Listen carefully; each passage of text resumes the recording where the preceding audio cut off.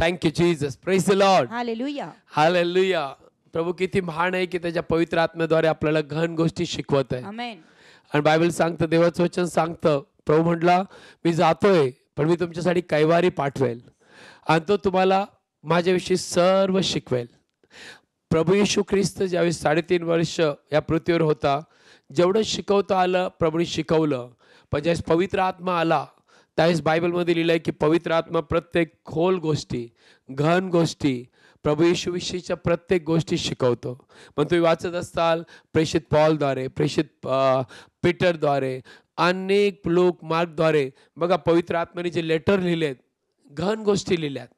म्हणून रोज देवाचं वचन ऐकणं पवित्र आत्म्याद्वारे खूप महत्त्वाचं आहे. जेवढं प्रगटीकरण ऐकणार तेवढं तुम्ही बदलणार. आपण ते शिकत आहोत.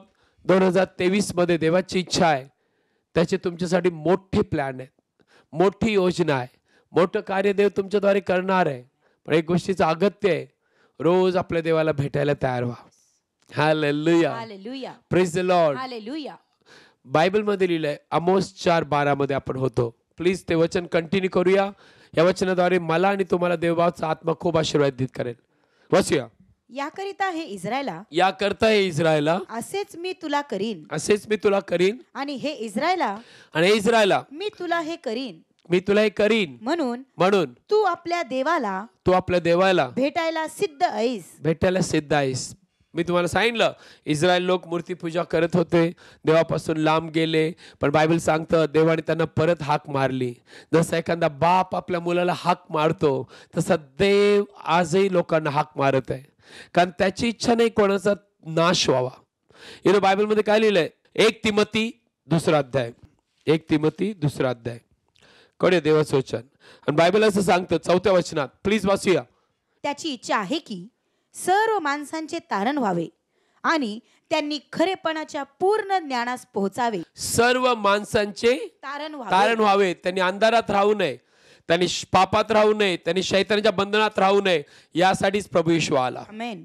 बायबल सांगतं बा देवाचं हृदय सर्व माणसांचं तारण व्हावं.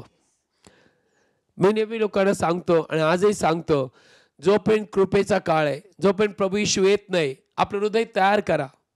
अशी वेळ येणार आहे लवकरच की कृपेचा काळ संपेल, चर्च उचललं जाईल आणि त्यावेळेला खूप मोठा अनर्थ होईल. पण आता देव आपल्या लोकांना बोलवत आहे. कारण पुढे असं लिहिलंय, प्लीज वाचूया 5वं वचन. कारण एकच देव आहे, एकच देव आहे, आणि देव आणि माणसे यांच्यामध्ये ख्रिस्त येशू हा मनुष्य मध्यस्थ आहे. एकच मध्यस्थ आहे. नो कुठलं कोणी पास्टर, प्रोप, मरिया, पॉल कोणी मध्यस्थ नाही. बायबल सांगतं येशू मध्यस्थ आहे. आमेन. आणि त्याची इच्छा सगळ्यांचं तारण व्हावं. आणि पुढे असलेले वाचूया. त्याने सर्वांच्या खंडणी करता स्वतःला दिले, याविषयीची साक्ष योग्य वेळी देणे आहे. त्यांनी स्वतः खंडणी भरून, म्हणजे आपली किंमत जगाची मोजून त्यांनी आपल्याला स्वतःला देऊन टाकलं. देवासूनी तो देहात प्रगट झाला. आणि बायबल सांगतं तो मेला का? की 2023 मध्ये तुम्ही आणि मी जे देवाचे लेक आहोत, आपण त्याचा आवाज ऐकावा आणि त्याप्रमाणे चालावं. Praise the Lord. हालेलुया. रोज देवाला तुमच्याशी बोलायचंय. रोज देवाला तुम्हाला गहन गोष्टी सांगायच्यात. काल जो दिवस गेला, आजचा दिवस उगवलाय. देवाला काल जे केलं आज नाही करायचं, पण नवीन करायचंय. तो नवीन करणारा देव आहे. म्हणून देवाला भेटायला रोज सकाळी, रात्री, दुपारी तयार असा. आणि ज्यावेळेस तुम्ही देवाबरोबर ती चालणारे, सहभागी ठेवणारे लोक असतात, देव नवीन नवीन गोष्टी करेल. कारण बायबलमध्ये लिहिले की देवाकडे कुठल्या कानांनी ऐकलं नाही, डोळ्यांनी पाहिलं नाही, कुठल्या मनात विचार आले नाही, अशा गोष्टी तुमच्यासाठी आहेत.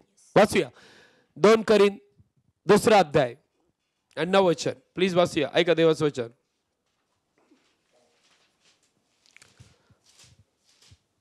2 करीन 2 अध्याय 9 वचन. कारण मी यासाठीच लिहिले की तुम्ही सर्व गोष्टीत आज्ञाधारक आहात. 1 करीन 2 अध्याय आणि 9 वचन. 1 करीन 1 करीन 2 अध्याय आणि 9 वचन.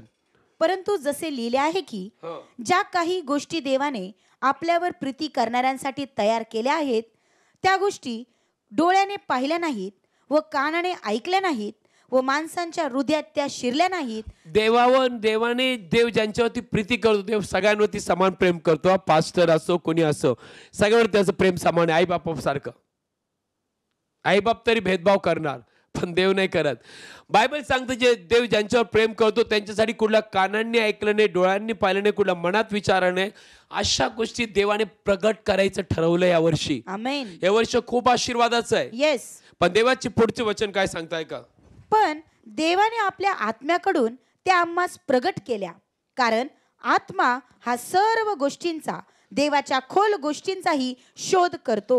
देवाचा पवित्र आत्मा जो आहे तो देवा पवित्र आत्म्याद्वारे तो प्रगट करतो, कारण देवाचा आत्मा देवाच्या खोल गोष्टी प्रगट करतो. आमेन. याचा अर्थ आपण रोज देवाच्या आत्म्याद्वारे चालावं, वचन वाचावं आणि तुम्हाला कळणार नाही अशा गोष्टी देव तुम्हाला प्रगट करेल. येस. आमेन.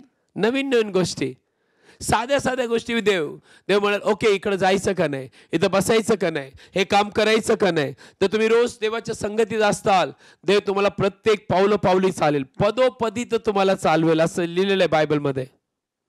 पण देवाच्या आत्म्याचा आवाज तुम्ही ऐकला पाहिजे.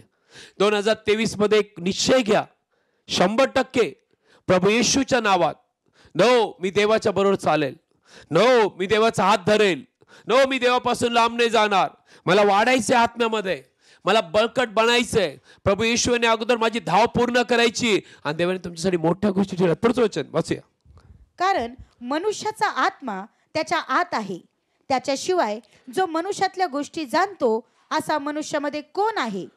त्याचप्रमाणेही देवाच्या गोष्टी देवाच्या आत्म्या वाचून कोणीही ओळखल्या नाहीत. कोणी ओळख. पुढचं वचन. आणि आपल्याला जगाचा आत्मा मिळाला नाही, तर जो आत्मा देवापासून आहे तो मिळाला आहे, यासाठी की ज्या गोष्टी देवाने कृपा करून आपल्याला दिल्या त्या आम्ही जाणाव्या. देवाने ऑलरेडी कृपा करून आपल्याला गोष्टी दिल्यात, पण तो पवित्र आत्म्याद्वारे आपल्याला ते प्रगट करतो. म्हणून रोज संगती देवाबरोबर पाहिजे. आमेन.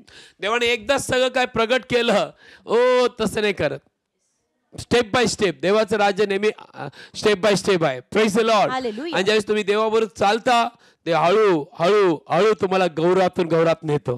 Praise the Lord. हालेलुया. पहा योसेफाचं जीवन देवाने पोटिफरच्या घरातून तुरुंगातून तिथं. माझा प्रश्न आहे का देव बाप्पा तुला त्याला त्याच्या भावने विकल्यानंतर तिथून उचलून तू का नाही तिथं ठेवलं? कारण तोपर्यंत योसेफ पूर्ण नव्हता, त्याला समज नव्हती, त्याला देवाची योजना प्रगट नव्हती झाली, कसं जायचं तिथपर्यंत त्याला माहीत नव्हतं. पण ज्यावेळेस तुम्ही देवाबरोबर चालता, देव जंगलातून, समुद्रातून, जेलमधून, पोटिफरच्या घरातून, तुम्ही प्रत्येक विरोधातून, प्रत्येक शत्रूच्या पुढून तुमच्यासाठी वाट तयार करतो.